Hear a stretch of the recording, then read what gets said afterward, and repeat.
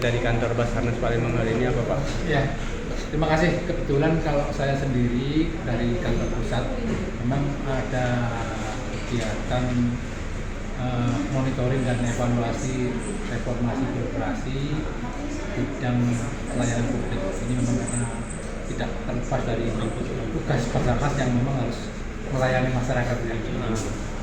Kemudian tadi kebetulan ada acara dari kantor Palembang yang sudah menjadi programnya ini untuk buat podcast bersama RRI dan ada rekan-rekan kita teman dari BMKG dan ada Sultan. Jauh ini gimana Pak layanan dari kantor Basarnas Palembang terhadap masyarakat? Saya kira kita sudah berupaya semaksimal mungkin ya.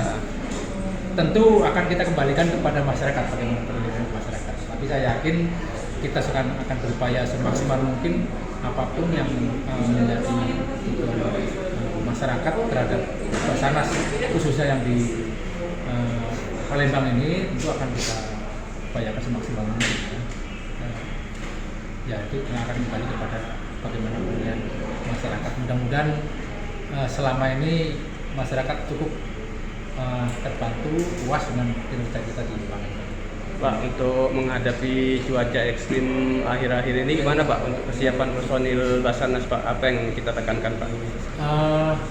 Baik untuk menghadapi cuaca ekstrim yang akhir-akhir itu laku terjadi, memang seperti yang tadi saya sampaikan bahwa secara 1 kali 24 jam seluruh Basarnas melaksanakan siaga. Ya. Itu udah selama ini sudah berjalan. Terlebih pada saat cuaca seperti saat ini kita pasti akan meningkatkan kewaspadaan itu dengan menyiapkan apakah itu personil, kemudian peralatannya untuk apabila setiap saat kita dibutuhkan. Kita tidak berharap bencana meskipun dengan cuaca ekstrim yang terjadi akhir-akhir ini, kita tahu di beberapa daerah sudah terjadi banjir, longsor, tapi mudah-mudahan kita berharap tidak terjadi di sini.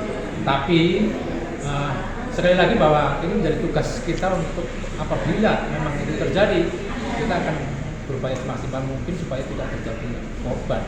Kita menyiapkan personilnya siaga 1 kali 24 jam, menyiapkan peralatannya, serta pemeliharaan. Tentu ini juga akan selalu berkoordinasi dengan